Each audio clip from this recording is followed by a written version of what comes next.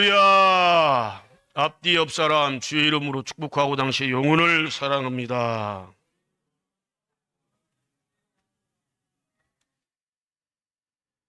하나님께 드릴 만한 전도 열매가 있기를 원합니다.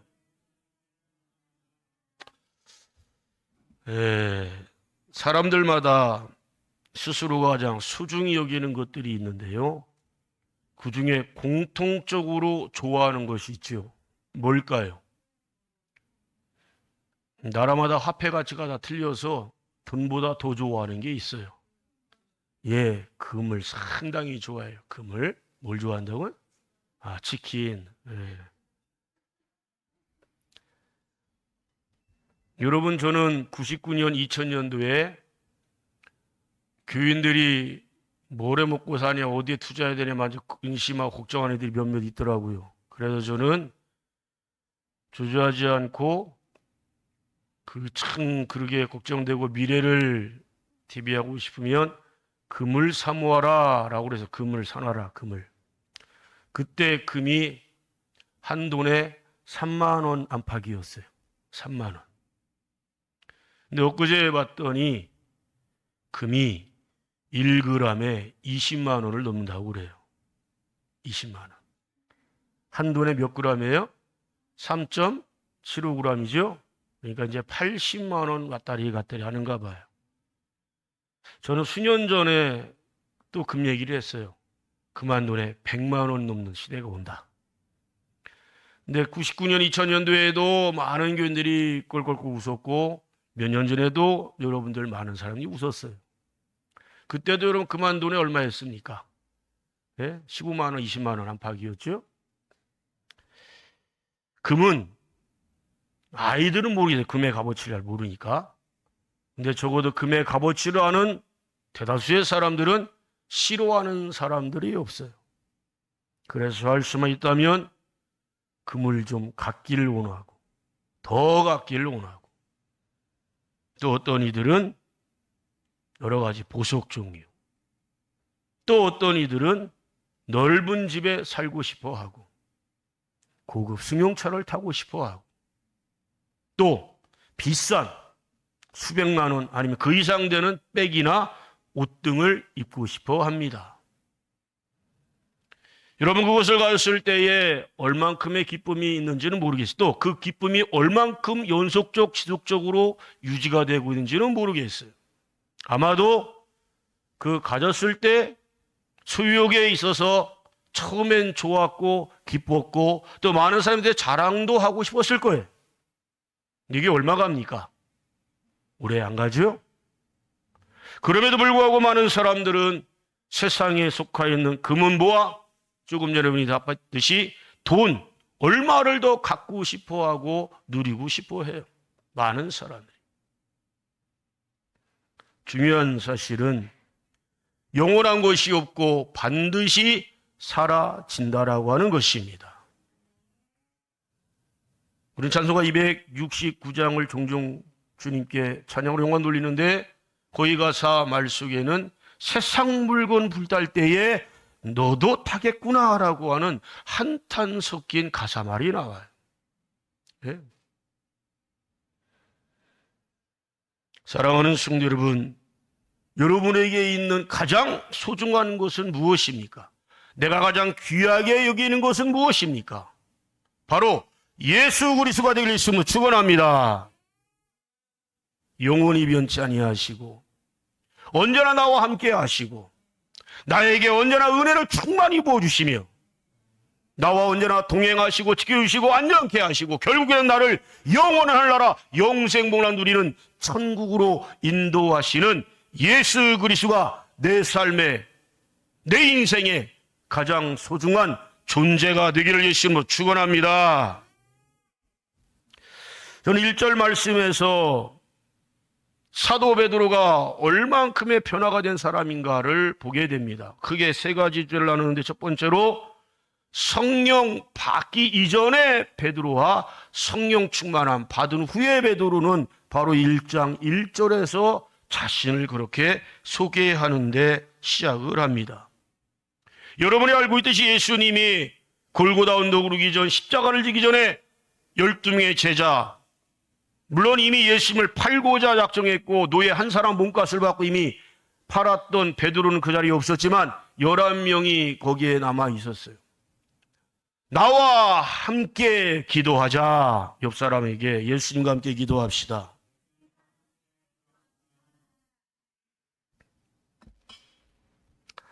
하나님 말씀은 농담으로 들을 말씀이 한 말씀도 없습니다. 예수님은 하나님이세요. 예수님은 오늘도 내일도 과거, 현재, 미래 모든 것을 주관하신 하나님이신 줄 믿습니다. 잠시 후에 기도에 실패한, 기도하지 않았던 제자들이 어떻게 변질되고 예수님을 배반하고 예수의 곁을 떠나는지를 다 알고 계세요. 그래, 그것을 이길 수 있는 유일한 방법은 성령 충만함 받는 것밖에 없어요. 성령 충만함은 다른 거 없습니다. 기도 외에는 이런 유가 나갈 수 없느니라. 기도해야 됩니다. 기도한다는 게 뭘 의미하는 거야? 아주 간단해요. 기도란 하나님께 도와주세요. 도움을 요청하는 게 기도입니다. 도움 요청하는 거. 정상적인 모든 사람들은 자신의 육체의 삶을 소중히 여기고 귀하게 여겨요. 왜? 하나밖에 없는 생명이기 때문에 그렇습니다. 그 생명 육체를 지키고자 베드로를 비롯한 모든 제자들은 한순간에 예수님을 떠나가 버립니다. 가룟유다는 이미 예수님을 한 사람 노예 몸값, 오늘날 말하면 트럭 한 대 정도 되는 가격이에요. 예? 조그마한 소형 트럭 말고 대형 트럭.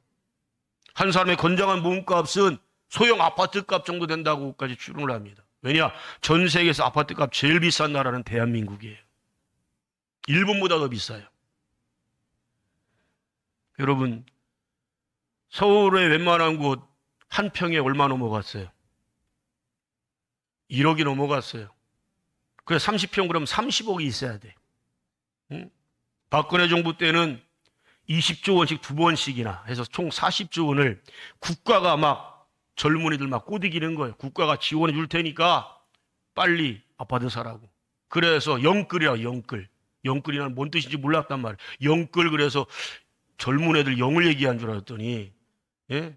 젊은 영자 쓴 줄 알았더니 그게 아니고 영혼까지 다 끌어 모아가지고 집을 사야 된다는 거예요. 여러분 그 이후로 어떻게 됐습니까? 젊은이들이 수십억 되는 아파트를 대출받아서 사는 것까지 좋아요? 그 이자가 얼마예요, 이자가? 우리 교회 7억 빚 있죠? 월 이자가 비쌌을 때는 320만 원까지 올라갔었어요. 1000만 당이 지금은 7, 80만 원 정도까지 내렸어요. 그것도 어떤 때는 참 벅찰 때가 있지요. 7억에 대한 이자도 그렇게 비싼데 30억에 대한 이자를 갖다 도대체 어떻게 그거 갚으려고. 젊은 애들이 다 무슨 자영업하고 큰 사업 하나요? 대다수는 직장 생활하고 올 텐데 결국은 그 집을 못 지키고 헐값에 내놔도 매매가 안 되고 결국은 은행권에 저당 잡히고 빼앗기고 경매 넘어가고 전국에서 지금 전 세계가 여러분 전 세계에서 대한민국이 자살률 1위예요. 자살률 1위. 아이를 제일 많이 안 낳는 저출산율도 1위고 이 보통 심각한 게 아니에요. 왜 그런 지경까지 이뤘을까요? 안타깝지만 기성세대 어른들 세대가 잘못 살고 있는 거예요. 삶의 목적이 왜 집을 얻는데 올인을 하게 만들어요? 집이라고 하는 것은 여러분 내가 안식하면 되는 거 아니에요? 이게 지금 투자 목적도 있고 투기 목적도 있고 이래리고 잃어버리니까 또 집이 없으면 젊은 사람들이 장가도 시집도 못 가 결혼도 이제 아예 포기하는 시대가 돼버렸어. 저는 아주 간단하다고 생각해. 집을 해마다 그렇게 많이 짓는데 전 국민의 51%가 자기 집이 아직도 없어요. 심각하지 않습니까? 집을 그렇게 많이 짓는데 집권여당의 정부에 들어간 비서관 중에 한 인간은 집이 6채인가 7채가 된다고 그러더라고. 그런 것들 왜 뽑는지 는 이해가 안 가요. 정권이 바뀌어도 역시나 있는 것들 편에 서는구나 항상. 화가 나. 6채, 7채 갖고 있다는 건 뭘 의미하는 거예요? 예? 집 투기하는 거고 집 갖다가 돈 벌어먹고 있다는 거죠. 그러면서 무슨 국민들 잘 살길 바라고 평준화되길 바라고. 제발 좀 우리 지금의 세대들부터 집은 평소에 상관없이 사랑하는 가족들이 거하고 있는 그 자체로 좀 감사하고 만족을 했으면 좋겠어요. 예? 또 여러 채 있다고 그러면 집 없는 사람들 좀 나눠주고 그냥 주기 뭐하면 그냥 살게 하면 될까? 지 명의 자기 명의 갖고 있고. 그렇게 과연 될까요? 우리가 사는 세상에서? 여러분, 인간이 지은 집 가봐야 얼마 갑니까? 끼케야 50년, 100년 그렇게 오래 가지 않아요. 그래서 하늘에 집을 지어라. 하늘의 집을. 그 하늘의 집을 지으려면 지금 성령 충만한 베드로의 모습으로 변화가 돼야 됩니다. 성령을 소멸했을 때에 기도하지 않았을 때 잠만 자기 바빴던 베드로는 아주 자신만만했어요. 예수님이 오게 갇히면 나도 따라오게 갇힐 거예요. 예수님 죽으시면 나도 따라 죽을 거예요. 폭도 잘한다. 그죠? 어린 소녀 계집종 앞에서 예수를 부인합니다. 위기를 넘긴 줄 알았어요. 근데 조금 있다 더 많은 무리가 베드로한테 찾아, 야, 너 예수당 아니냐? 예수 쫓았던 자 아니냐? 라고 하니까 겁이 덜컥 나가지고 그래도 또 자기의 육체를 살리려고 하나님의 이름으로 맹세까지 하며 예수를 모른다고 부인합니다. 하나님 말씀에 하나님 이름 맹세하라, 맹세하지 말라. 여러분, 기도에 실패하는 건요, 말씀을 잃어버려요, 말씀을. 많은 사람들이 돈을 잃어버리면 막 그냥 한탄하고 막 죽으려고도 하고 막 괴롭고 슬퍼합니다. 여러분, 돈은 다시 벌면 돼요. 또 하나님의 은혜 다시 주실 거예요. 문제는 또 어떤 사람들 건강 잃으면 다 잃는 것이다. 아, 죽으면 천국 가면 되잖아요, 여러분. 예수 믿으면. 확신하십니까? 예수 믿으면 천국 간다. 할렐루야. 그 믿음이 현찮아지니까 헷갈리니까 왔다리 갔다리 하니까 어떤 때 믿어지고 어떤 때 안 믿어지니까 금은무화가 더 좋고 집이 더 좋고 육체가 항상 더 좋은 거예요. 아유, 하나님 이름으로까지 맹세했으니까 이젠 됐다 싶었는데 웬걸 더 많은 사람이 몰려오더니, 야, 네 목소리 들어봤더니 너 베드로, 너 예수 따라가는 제자 아니야? 이거는 뭐 보통 맹세 갖고는 안 되겠어 이제. 그래서는 뜻밖의 예수님을 향하여 저주까지 하며 자신은 예수를 모른다고 합니다. 조금 전에는 예수님이 죽으면 같이 죽겠다면서. 그런 자가 어떻게 예수를 향하여 저주를 합니까? 유대인들의 최고의 무서운 저주는 지옥가라는 거예요. 지옥가라는 거. 예수 믿는 사람들요, 지옥가라는 말 함부로 하지 마세요. 큰일 나요. 큰일 나. 정말 무서운 말이에요. 지옥 떨어지면 여러분 영원한 기회가 없는 거예요. 한번 지옥에 들어간 자는 영원히 못 나와요. 제발 불교나 이방이 이방 종교 토테미나 이런 거에서 떠드는 윤회 다시 태어나 이런 거 여러분 제발 속지 마시고요. 믿지 마시고 지금 이 세상을 살아가는 동안에 우리는 천국 가는 천국 시험을 보는 중이에요. 예? 그래서 오늘 하루에 올인하길 바랍니다. 최선을 다하길 원합니다. 하루 영원 들린 삶을 살길 원합니다. 그랬던 이 비겁하게 짝이 없는 베드로가 성령 충만해서 오늘 보는 말씀에 봤더니 예수 그리스도의 종이라고 표현을 합니다. 둘로스. 이 둘로스라고 하는 헬라어 언어에는 종이 뭔 뜻이냐? 노예라고 표현하고 있어요. 사도 바울은 아주 구체적으로 정말 기가 막히게 표현을 하고 있잖아요. 둘로스. 나는 예수의 종이다. 즉 배너 같은 영화 보셨잖아요. 그죠? 전투 중에 그 배 밑창에서 노젓는 사람이지요. 노젓는 사람은요, 그냥 노젓는 사람이 노예 중에 최하급의 노예인데 찾고, 즉 수갑을 다 찹니다. 발목에도 수갑 차고요, 손목에도 수갑을 차요. 그리고 노를 죽을 때까지 젓는 거예요. 그 사람들 배가 파손되면요, 빠져나가지 못해 거기서 다 죽어요. 그러면서 우리나라 임진왜란 때도 그 판옥성 같은데 거북성 같은 데서 보면 그 안에서 뭐 북치는 사람 있죠. 북쳐요, 안 쳐요? 아마 노조는 사람들 최원수처럼 여겼던 사람이 북치는 사람이었을 것 같아요. 왜? 북치는 속도에 따라서 노를 빨리 젓거나 좀 느리거나 멈추거나 해야 되거든. 예? 사도 바울은 자신을 그 배 밑창에 있는 노예라고 표현합니다. 착고에 붙들려 있는 노예라고. 자신의 주권이 있을까요? 주장이 있어요? 자신 인격이 있어요? 자기 소유 있어요? 아무것도 없어. 그 노예는 주인에게 속하여 있는 사람이에요. 주인이 죽어라 그러면 죽어야 되고, 밥 먹으라 먹어야 되고, 먹지 마라 먹지 말아야 되고, 자지 마라 자지 말아야 되고. 아멘. 지금 베드로는 자신을 사도 바울과 같이 똑같이 이 둘로스라고 하는 단어를 쓰면서 배 밑창에 착고에 묶여있는 그러한 노젓는 노예로 표현을 하고 있어요. 여러분, 노예 중에도요 집사장들이 있잖아요. 집사장 하면 누가 떠올려요, 여러분? 꿈의 아들, 꿈꾸는 자. 요셉이 생각나요. 요셉은 집사장까지 승급하잖아요.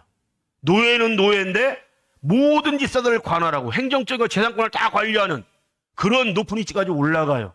그런데 사도 바울이나 베드로, 성령 충만했던 종들은 바로 그런 위치가 아니라 최 밑바닥에 있는 노예.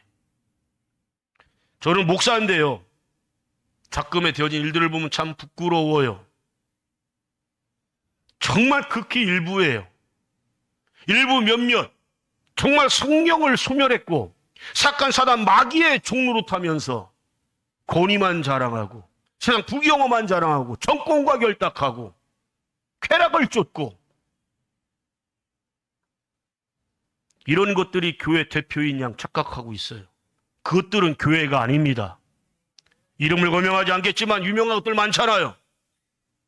심지어는 검찰에 출석 요구를 해도, 특검에 요구를 해도 도대체 출석도 안 해요. 왜?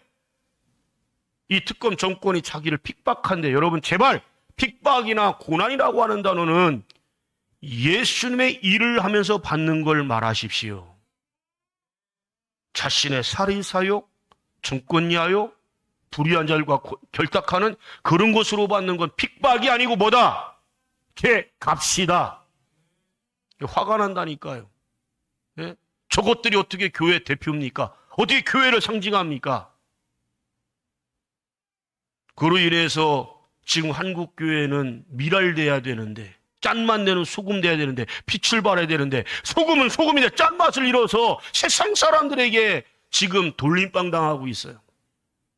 여기저기 수많은 사람이 교회를 욕하고 있고, 목사는 목사로 부르고 있고요, 독사로 부르고 있고요. 예? 답답합니다.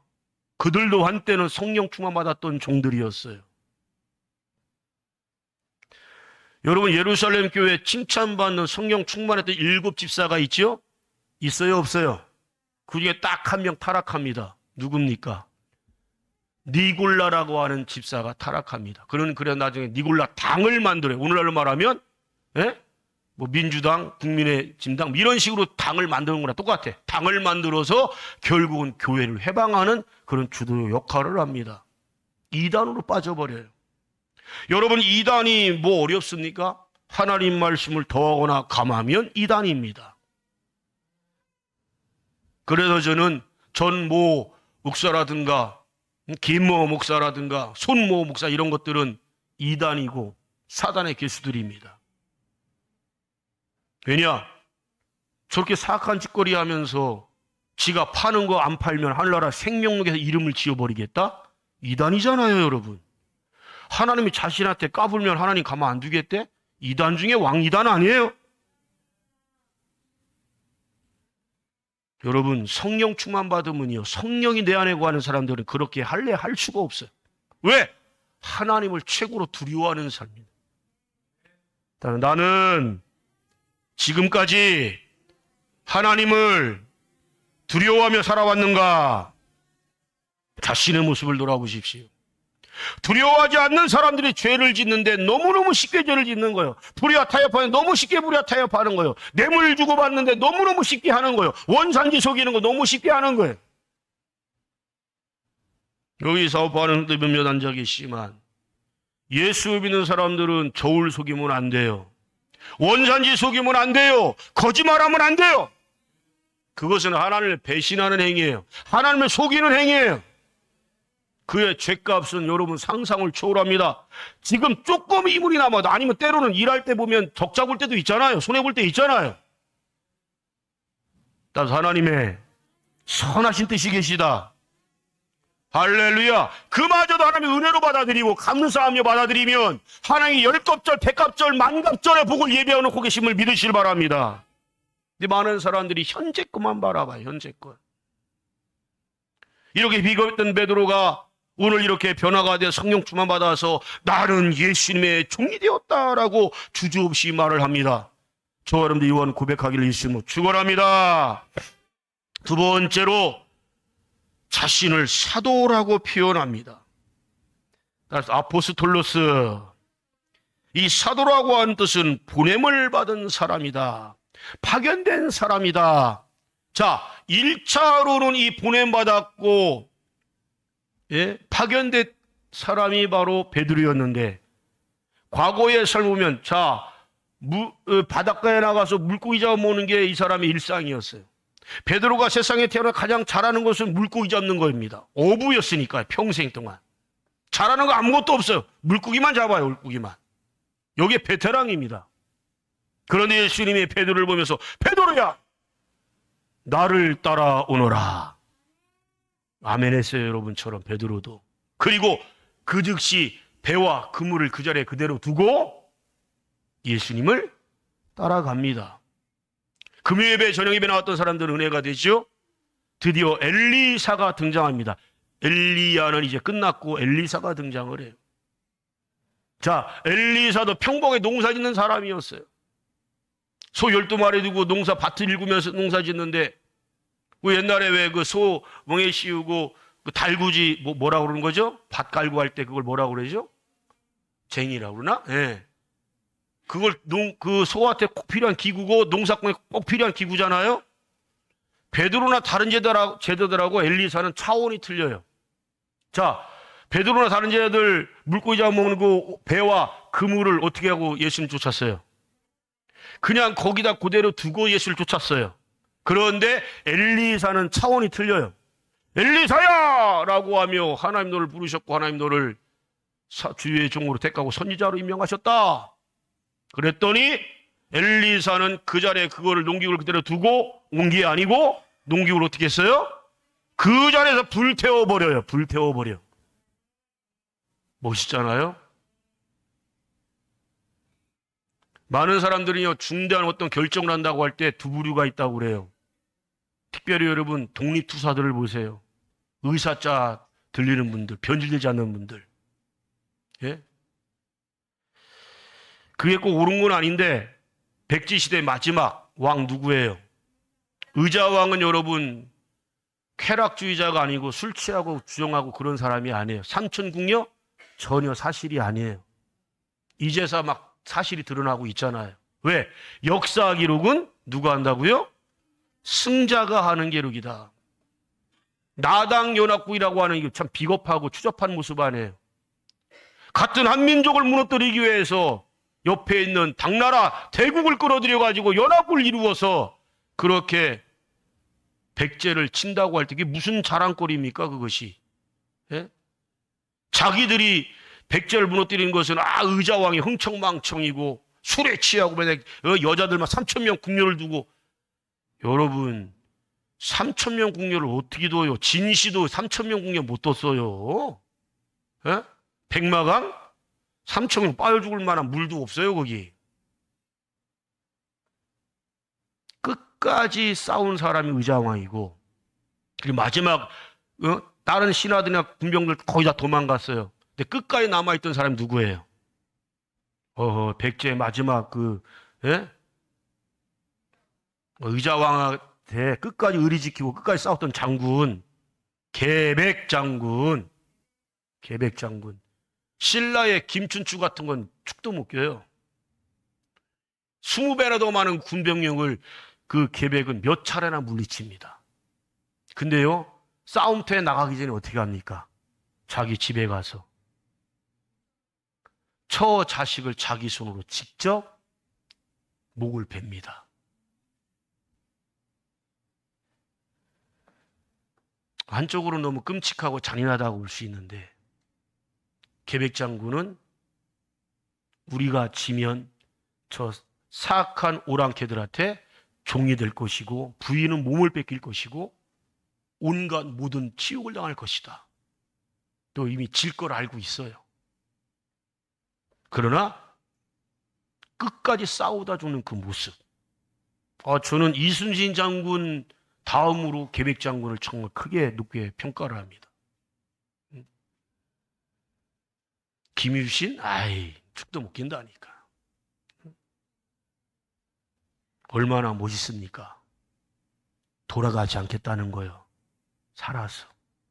엘리사가 바로 그와 같은 정신으로 자기 농기구를 불태우지 않았겠어요, 여러분? 부모님한테 가서 마지막 하직 인사 드리고 올게요. 그거는 허락받아요. 그리고 소 한 마리를 잡아서 고기를 주변에 마을 사람들하고 나눠 먹습니다. 잔치 베풀어 주고 그는 선지자의 길을 갑니다. 적어도 여러분, 우리가 사도라고는 칭함을 받지 않고 그만한 권위도 없지만 우리는 적어도 저와 여러분들도 영적으로는 사도의 직을 받은 줄로 믿습니다. 왜요? 마태복음 28장 19절 20절 말씀에 가라고 말씀하셨잖아요. 우리 보내받은 사람들이에요. 어디로? 불신자가 있는 곳으로. 아마 식사 후에 청소 마치고 오후부터 또 멀리 또 가시는 분들 있고 할 텐데, 그냥 가지 마세요, 여러분. 사도로 가시는 거예요, 여러분. 크게 아멘 좀 합시다. 여러분, 구약에서 얼마나 유명하고 하나님 말씀에 충성 헌신했던 일꾼들이 얼마나 많아요. 그들이 아무리 많은 큰 일을 감당했어도 예수님의 12사도만큼의 상급이 없어요, 하늘나라에. 아멘. 희한하네. 말씀에 다 기록되어 있는데, 예? 그 복음과는 비슷한 사명을 오늘날 예수 믿는 성도들에게 주셨단 말이에요. 우리도 보냄 받았어요. 어디로 가야 됩니까? 불신자가 있는 곳에 가야 됩니다. 모든 무식한 사람들이 죽은 조상을 기리는 절기가 추석이고 설날에 천만에 추석 유래 찾아보세요. 그거 없어요. 흩어졌던 가족들이 모여서 서로 문안하고 축복하고 음식을 먹고 나누고, 그것이 추석의 유래예요. 참 좋은 전통이에요. 죽은 조상한테는 절대로 절하면 안 되고 어떤 손도 밀지 마세요. 왜? 하늘나라 갔든지 지옥 간 둘 중에 하나입니다.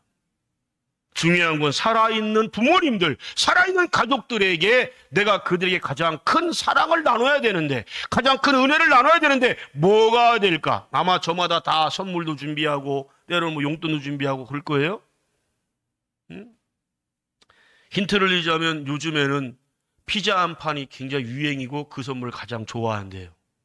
부모님들한테 피자 한 판. 다 모르는 척하는 건지 애써 모르려고 하는 건지, 그 피자 한 판이 뭐냐? 그 안에 개봉을 하자마자 피자 모양으로 딱 된 화폐가 다 들어가 있어요. 덜덜 말려가지고. 그 피자 모양으로 만드는. 저 달라는 거 아니니까 걱정하지 마시고. 그러면서 그거를 피자만 딱 드리면 뭐예요? 부모님도 연세만 있으면 피자 안 좋아하잖아요. 우리나라 빈대떡을 좋아하시지. 근데 그 피자를 말 그대로 피자 이렇게 딱 피자마자 한바구음이 커지는 거예요. 내가 좋아하지 않는 피자를 갖고 왔어. 그냥 아버지 어머니 열어보세요. 열자마자 5만 원짜리 지폐, 만 원짜리 지폐 막 해갖고선 똘똘똘 말려갖고서는 딱 있으니까 얼마나 흐뭇하시겠어요. 그걸 받자마자 부모님이 하시는 말씀이 기가 막혀요. 야, 피자도 스몰이 있고 중간이 있고 대자가 있는 걸 알고 있는데 어째 이건 좀 크기가 좀 작다? 사랑하는 성도 여러분, 부모님에게 영원히 잊지 못할 선물을 드리십시오. 그 이름 예수 그리스도. 예수님을 선물로 드리세요. 예수님을 소개하세요. 자랑하세요. 예수님 영접하면. 여러분 부모님 다 여러분 얼마나 고생하며 살으셨어요. 얼마나 그동안에 눈물도 많이 흘리셨어요. 그렇잖아요? 최고의 선물을 드리란 말이에요. 저는 가장 안타까운 분들이 예수를 몰라서 평생 살아가는 동안에 그렇게 고생하고 힘들게 아프게 살았는데 예수님을 믿지 않아서 지옥 가는 인생 얼마나 불쌍한지 모르겠어요. 너무 안타까워요. 여러분 부모님들 다 고생하셨잖아. 힘들게 어렵게 사셨잖아. 최고의 보상을 받아야지. 고생 없고 눈물 없고 가난 없고 아픔 없고 늙음 없고 외로움 없고 슬픔 없고 죽음이 없는 곳, 저 영원 하늘나라 가서 영생본왕 누리게 보냄받은 사도처럼 여러분도 보냄받은 그 사명을 감당하실 예수님으로 축원합니다. 이 사도의 세 가지 특별한 특징이 있어요. 첫 번째로는 자신을 보낸 분에게 반드시 소속되어야 된다. 누구한테 소속되어야 된다? 삼일째 하나님께 소속되어야 된다. 근데 기도 안 하면 소속이 안 돼요. 떨어져 나가요. 그래서 예수 믿는 사람들은 기도 안 하는 죄가 가장 큰 죄다. 어느 곳에 있든 여러분 운전을 하면서도 하나님을 찾으세요. 일하면서도 하나님을 찾으세요. 음식하면서도 하나님 찾으시고, 예? 소속이 분명해야 됩니다. 두 번째로 자신을 보낸 분에게 반드시 복종해야 됩니다. 순종해야 됩니다. 그래서 예수님께 복종하자, 순종하자. 그러면 여러분 어긋날 길이 없어요. 절대로 타락할 일이 없고 절대로 지옥 갈 일이 없어요. 문제는 우리 예수님께 복종을 안 하고 불순종하니까 문제예요. 세 번째로 자신을 보낸 예수 그리스도의 권위와 권세가 나에게 주어졌다. 아멘. 그 예수의 권세가 있어야 됩니다. 여러분 이번 추석 명절이 상당히 길어요. 그죠? 걱정돼요, 주의종이. 왜? 먹는 것도 안 먹는 것도 많이 먹게 될 것이고, 또 여러분이 거하는 안식처를 벗어나서 여기저기 많이 또 이렇게 오고 가고 할 텐데, 일기예보로는 내일 모레까지 비가 온다고 나와 있어요. 주의종은 또 그렇게 간절히 기도합니다. 운전대 친히 붙잡아 안전하게 거하게 해달라고. 잘 다녀오시게 해달라고. 음식물 같은 거 여러분 1년 중에 가장 식중독 많이 일어나는 때가 이런 명절 때예요. 먹는 것도 조심하시고, 제일 중요한 건 과도하게 드시지 말란 말이지. 응? 어떤 이들은 배가 터지도록 먹었다고 그러는데 배 터지면 죽어요. 어떤 이들은 목이 찰 때까지 먹는데 돼지도 그렇게 안 먹어요. 돼지도 자기 위에 80년대를 절대 넘기지 않는답니다. 이 사람만 여기까지 쳐서 어떡하려고 그래. 여러분 더도 말고 덜도 말고 한가위만 같아라. 왜 그럴까요? 그때는 전국에서 굶어 죽는 사람들이 없다는 거예요. 왜일까요? 음식을 하면서 그렇죠, 나누는 거니까요. 사실 나누는 것은요, 떡을 떼면 나누라고 하는 것은 하나님 명령입니다. 교회의 명령입니다. 성도들이 마땅히 해야 될 일인 줄로 믿습니다. 나누란 말이에요. 나누라고. 없는 사람이 있고 힘든 사람이 있고 어려운 사람이 있어요. 외로운 사람이 있어요. 적어도 우리가 사도의 직함을, 귀한 직분을 받았다고 한다면 이와 같은 직을 감당해야 될 줄로 믿습니다. 많은 사람 예수의 권세, 능력 그러면요, 뭐 병 고치는 거, 귀신 내쫓는 거, 뭐 이런 것만 얘기해. 여러분 진짜 권세의 권능이 뭐예요? 예수님의 사랑입니다. 용서 못할 사람 용서하고, 사랑할 수 없는 사람 사랑하는 그 사랑, 그것이 예수의 최고의 능력인 줄 믿으시길 바랍니다. 마지막 크게 세 번째로 보배로운 믿음을 가지라라고 말씀하셔요. 이 보배롭다라고 한 티메라고 하는 헬라어에 봤더니 위대한 명예고 가치이며 특권이다라는, 특권이다. 응? 위대한 명예, 가치, 특권. 여러분, 내가 예수를 믿으면서 정말 이 특권을 입었다고, 명예로운 것을 갖고 있다고 생각한 적 얼마나 있습니까? 그래서 예수 믿는 사람들은 어느 곳을 가는 사람마다 누굴 만나든 그 사람들 앞에서 명예를 지키길 바랍니다. 명예롭게 살길 바랍니다. 예를 들어 예수 믿는다고 하는 사람들이 뇌물을 받는다고 생각해 보세요. 또 뇌물을 준다고 생각해 보세요. 얼마나 예수님이 수치스럽게 여기시겠어요. 부끄럽게 여기시겠어요. 너 나의 종 맞아? 너 나 믿는 사람 맞아? 그리스도인이 뭔 뜻이라고 그랬어요? 그리스도인. 예수를 따라가는 사람, 예수를 닮은 사람. 예수님이 언제 부도덕하고 비윤리적인 삶을 살았어요? 언제 예수님이 돈 많은 것에 뇌물 받으신 적이 있어요? 그것이 통한다면 천국은 절대 공평하지 않을 것입니다. 돈 많은 것들만 천국 갈 거예요. 명예 권세 있는 것만 천국 갈 거예요. 절대 그거 통하지 않습니다. 예수님 앞에. 근데 예수 믿는 사람들이 또 입만 열면 거짓말하는 사람. 그 오죽 가면 저 사람은 숨 쉬는 것 빼고는 다 거짓말이래. 예수 믿는 사람들이 거짓말을 한다? 명예를 제발 지키십시다. 우리의 믿음은 보배롭다고 표현하고 있어요. 너한테는 큰 명예, 큰 가치고 큰 특권이 주어졌다. 아멘. 그래서 이 보배로운 믿음은 우리 늘푸른교회 전 성도, 아니 전 세계는 모든 성도들이 같은 믿음을 가져야 되는 거예요. 진짜라면. 그래서 또 받은 자들, 라쿠신이라고 하는 이 또 헬라어나 봤더니 확보가 되었다라는 뜻이에요. 운명적으로 받았다, 분기시고 몫이다. 뭐가요? 이 보배로운 믿음을 갖는 것은 하나님께서 운명적으로 받게 하셨다.